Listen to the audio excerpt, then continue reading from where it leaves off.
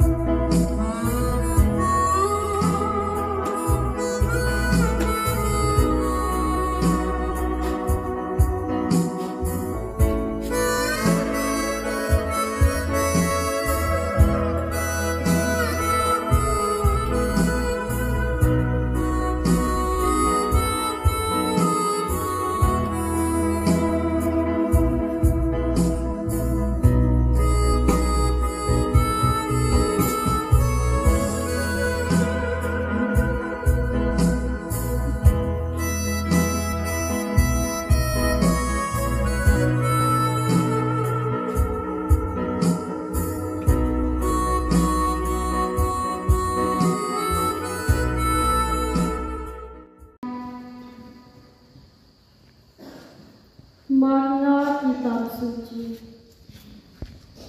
Kitab suci merupakan dasar iman dan tumpuan hidup gereja. Karena di dalam kitab suci, wahyu Allah itu dituliskan dan merupakan dasar iman gereja Katolik seluruhnya. Untuk itu, kitab suci mempunyai makna terdalam pedoman hidup, dan sumber segala pengetahuan. Sebagai umat Kristiani, kita berani dan berjuang untuk terus memupuk daya iman kita, sehingga kita mampu menjadi umat Kristiani yang selalu berpedoman pada firman Tuhan.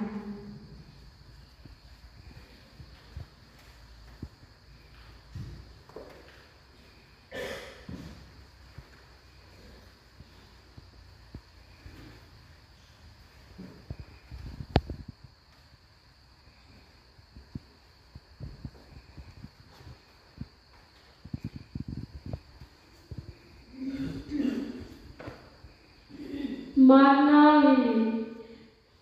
Lilin adalah sebuah simbol pengorbanan. Lilin rela memberikan dirinya untuk menolong dengan memberi penerangan di saat kegelapan melanda kita. Lilin mengajarkan kita banyak hal seperti harapan, pengorbanan, kebijaksanaan, dan perhatian. Sebagai pengikut Kristus, kita harus rela berkorban, memberikan diri kita, waktu kita, tenaga, serta berani membawa terang sabda Tuhan bagi sesama di sekitar kita.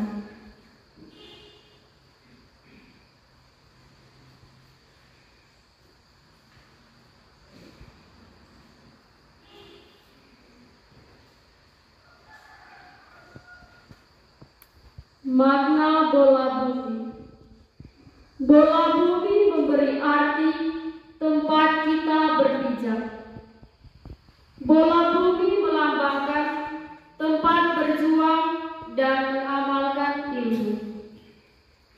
Bola bumi merupakan lambang dari asal manusia, yaitu tanah. Sebagai pengikut Kristus, kita berjuang untuk mewartakan Injil Tuhan, bukan hanya di sekitar kita, tetapi mewartakannya ke seluruh dunia. Bola bumi juga memberikan kita tempat untuk kita berani berjalan dan berkeliling, mewartakan cinta Kristus di mana saja.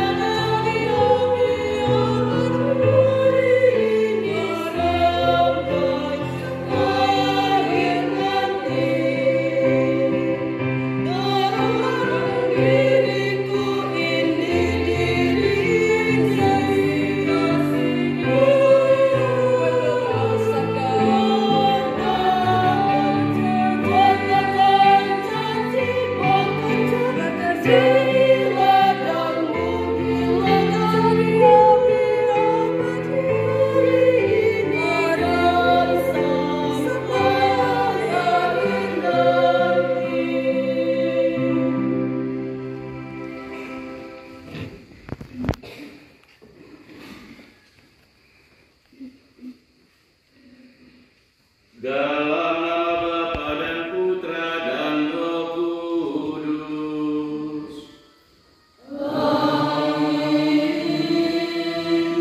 Rahmat Tuhan kita Yesus Kristus, cinta kasih Allah dalam persekutuan dengan Roh Kudus bersamamu.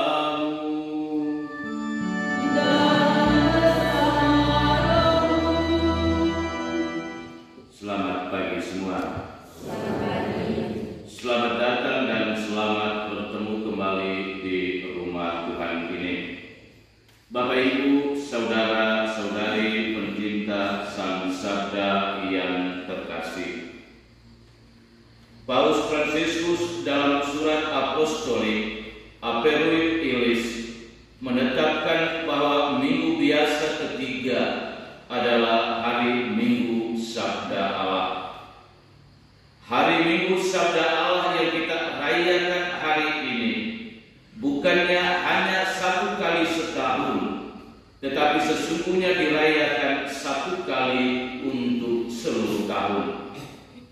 Karena itu Paus Fransiskus mengundang kita umat beriman sekalian sebagai satu gereja agar merayakannya secara meriah untuk menunjukkan pentingnya kitab suci dalam keseharian hidup kita dengan membaca, mendalami, dan doa dengan kitab suci serta mempraktekannya.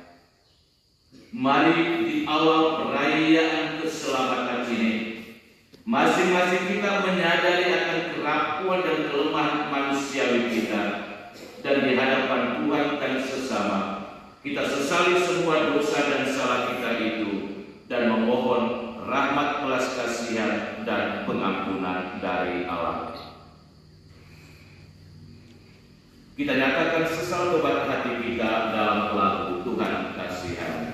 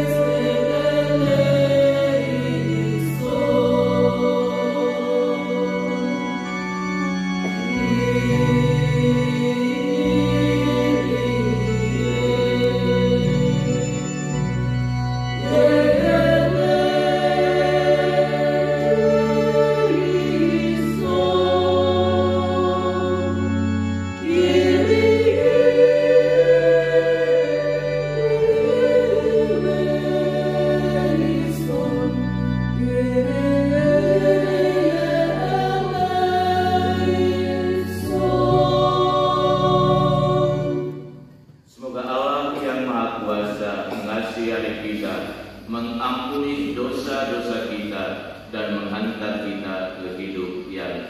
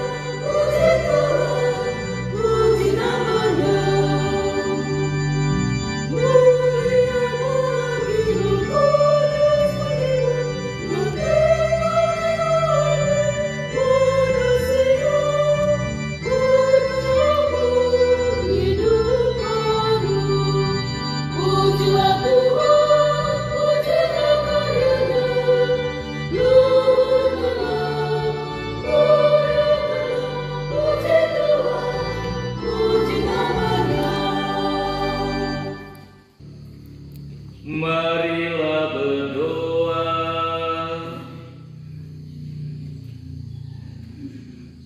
Allah Bapa kami, melalui Yesus Kristus Putra-Mu, Engkau telah memanggil kami untuk bertobat dan percaya kepada Injil. Kami mohon, berilah kami keberanian untuk menanggapi panggilan-Mu dan menempuh jalan yang ditunjukkan oleh Yesus Kristus Putra-Mu. Sebab Dialah Tuhan dan pengantara kami yang hidup dan meraja bersama dengan Dikau dalam persatuan dengan Roh Kudus, Allah sepanjang segala masa.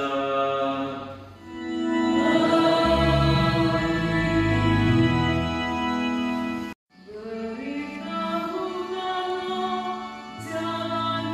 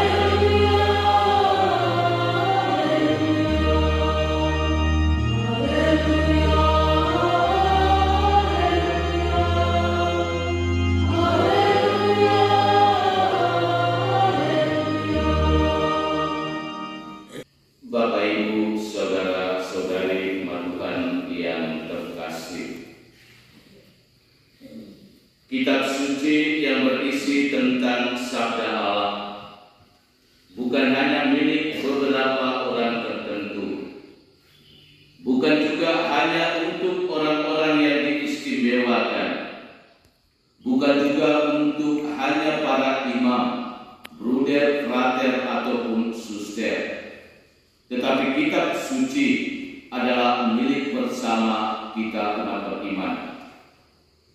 Karena itu, semua kita yang sudah dibaptis tanpa kecuali dipanggil untuk menjadi pewarta sabda Tuhan yang hidup. Kita tidak dipanggil untuk mewartakan Tuhan yang mati, tetapi Tuhan yang sudah bangkit dan hidup. Dia yang bangkit dan hidup itu telah menampakkan diri kepada dua murid dalam perjalanan dari Yerusalem ke Emmaus. Dua murid itu membicarakan kejadian-kejadian terakhir, penderitaan dan kematian Yesus yang tragis. Mereka telah mengharapkan bahwa Dia sebagai Mesias, pembebas, namun sebaliknya mereka menghadapi skandal Mesias yang tersalib. Dengan hati-hati, Yesus bangkit dan hidup itu mendekati dan berjalan bersama kedua murid itu. Namun mereka tidak mengenalnya. Di tengah jalan, Yesus yang bangkit dan hidup itu menanyai mereka dan menjelaskan kepada mereka tentang makna penderitaan dan kematiannya, dan tentang apa yang tertulis tentang Dia dalam seluruh kitab suci, mulai dari kitab-kitab Musa dan segala kitab nabi-nabi. Seperti kedua para murid itu, Yesus yang bangkit dan hidup itu juga akan menerangkan kepada kita isi kitab suci agar kita bisa mengerti. Namun yang terpenting bagi kita adalah kita membuka hati kita untuk mendengarkan Dia dengan membiasakan diri membaca kitab suci yang adalah sabda Allah itu sendiri. Saudara-saudari Tuhan yang terkasih, kitab suci dan Ekaristi sesungguhnya tidak bisa dipisahkan. Perjalanan Yesus yang bangkit dan yang hidup dengan kedua murid ke Emmaus berakhir dengan perjamuan malam. Ketika duduk makan, Yesus mengambil roti, mengucap syukur, memecah-mecahkannya, dan memberikannya kepada mereka. Pada saat itu, mata mereka terbuka dan mereka mengenalnya. Saudara-saudari yang terkasih, Tuhan berbicara kepada kita melalui kitab suci dan memberi kita makan melalui Ekaristi Kudus. Karena itu, hari Minggu yang diperuntukkan bagi sabda Tuhan ini bukan dirayakan untuk satu kali setahun, melainkan satu kali untuk seluruh tahun. Karena kita merasa sungguh-sungguh perlu menjadi lebih akrab dan bersahabat dengan kitab suci. Dan juga karena Yesus yang bangkit dan yang hidup itu tidak pernah berhenti membagikan sabda dan rotinya kepada kita. Dengan membaca sabda Tuhan yang tertuang di dalam kitab suci, kita secara terus-menerus diingatkan agar kasih dan belas kasih Bapa yang meminta kita anak-anaknya untuk hidup dalam cinta kasih. Hidup Yesus adalah ungkapan penuh dan sempurna dari kasih ilahi itu sendiri, yang mana tidak mengharapkan apapun bagi dirinya, tetapi memberikan dirinya sendiri tanpa batas. Karena itu, dengan membaca dan merenungkan sabda Tuhan di dalam kitab suci, kita diharapkan agar sanggup membuka mata hati kita untuk keluar dari sikap ego kita dan mau berbagi dan solider dengan sesama di sekitar kita. Saudara-saudari yang terkasih, Injil hari ini mengisahkan kepada kita tentang panggilan murid yang pertama. Panggilan murid-murid Yesus yang pertama itu justru terjadi pada orang-orang kecil dan sederhana. Mereka bukanlah orang-orang hebat dan terkenal. Mereka juga bukanlah orang-orang yang berpendidikan tinggi dan memiliki ekonomi yang tinggi. Tetapi mereka hanyalah nelayan yang setiap hari di laut menangkap ikan. Mereka dipanggil dan tanpa berkeberatan melepaskan pekerjaan dan ikatan keluarga mereka, lalu mengikuti Yesus. Mereka kemudian diberi pekerjaan baru oleh Yesus, bahwa mereka yang sebelumnya adalah penjala ikan kini menjadi penjala manusia. Mereka adalah contoh dan teladan pertobatan yang dipakai oleh Yesus untuk mewartakan pertobatan dan Injilnya. Pertobatan itu sesungguhnya harus pertama dimulai dari diri kita sendiri. Kita sendiri harus menjadi orang pertama yang mengubah diri kita dari cara kita berpikir dan bertingkah laku.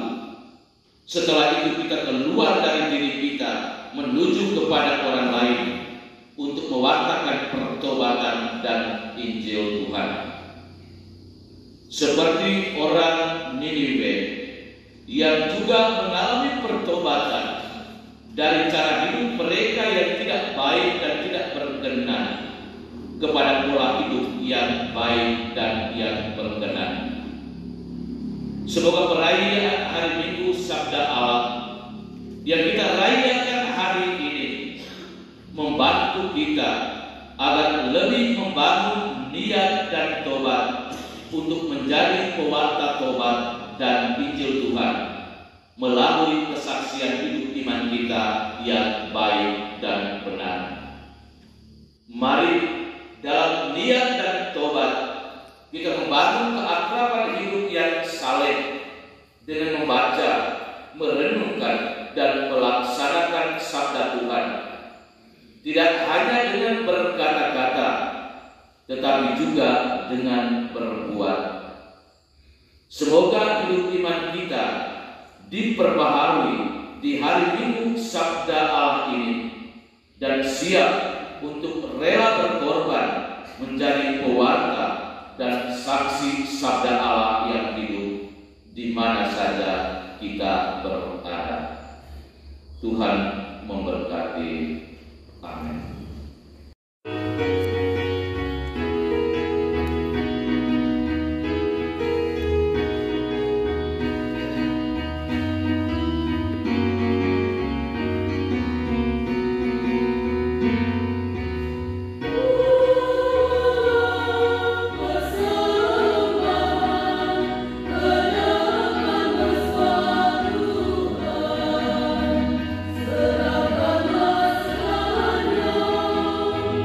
Bagi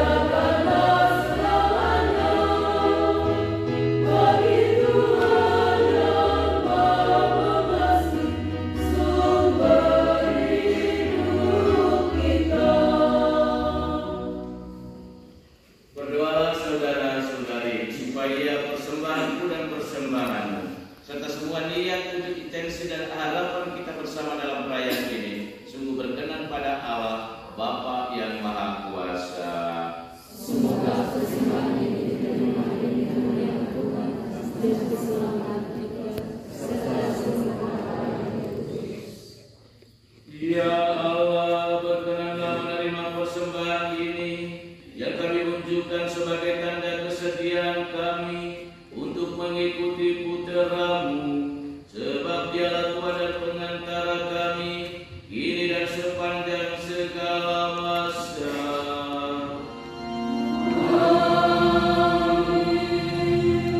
Tuhan bersamamu. Dan bersama rohmu. Marilah mengarahkanlah hati kepada Tuhan.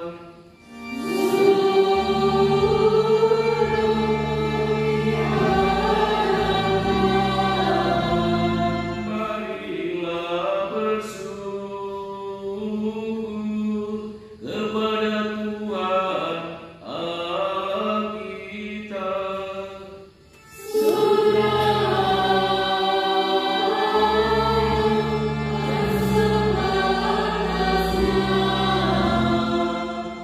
Sungguh layak dan sepantasnya, ya Bapa yang kudus, Allah yang kekal dan kuasa, bahwa dimanapun juga kami senantiasa bersyukur kepadamu dengan perantaraan Kristus Tuhan kami. Dialah Imam sejati dan kekal yang menyerahkan dirinya sebagai kurban sepanjang masa demi keselamatan kami. Untuk menyenangkan Dia, kami mempersembahkan kurban ini. Dengan menyambut tubuh Kristus yang dikurbankan ini, kami dikuatkan, dan dengan minum darah Kristus yang dicurahkan ini, kami dimurnikan. Dari sebab itu, bersama para malaikat, penguasa serta laskar surgawi, kami memuliakan Dikau dengan tak henti-henti nyala bernyanyi.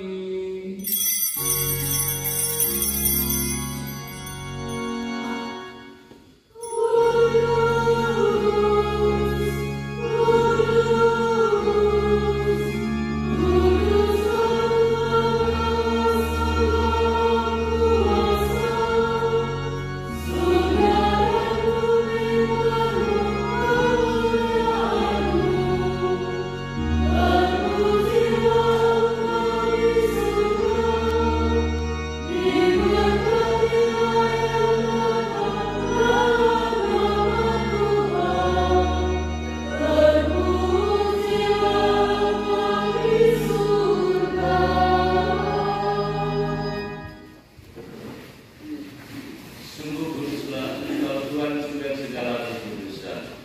Maka kami mohon, kuduskanlah persembahan ini dengan pencurahan Roh-Mu, agar bagi kami menjadi tubuh dan darah Tuhan kami Yesus Kristus. Ketika Dia diserahkan untuk menanggung sengsara dengan rela, Dia mengambil roti dan sambil mengucap syukur, Dia memecah-pecahkan, lalu memberikannya kepada murid-muridnya, seraya berkata,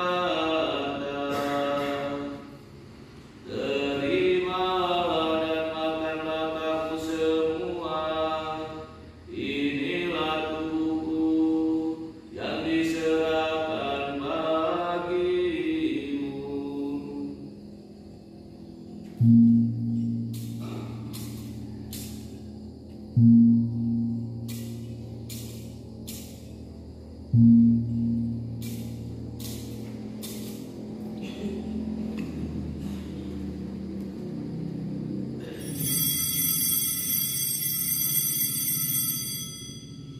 Demikian pula sesudah perjamuan, dia mengambil piala, sekali lagi dia mengucap syukur kepadamu, memberikannya kepada murid-muridnya, seraya berkata,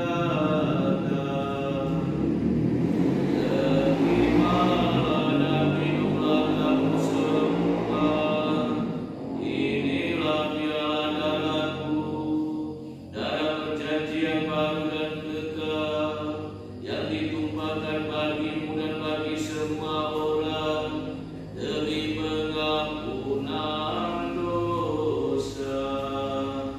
Lakukanlah ini sebagai kenangan akan aku."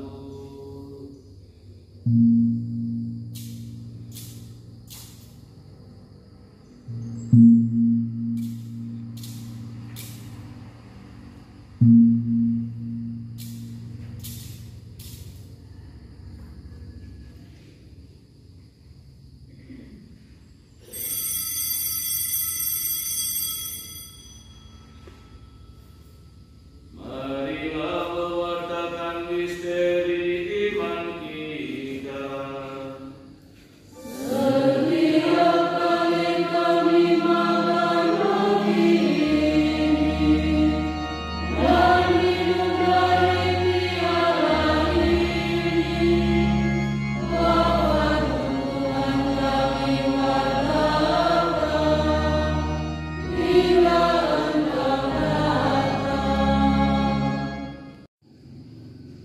Dengan pengetahuan dia, bersama dia dan dalam dia, bagi-Mu Allah Bapa yang Maha Kuasa, dalam persekutuan dengan Roh Kudus, segala hormat dan kemuliaan sepanjang segala masa.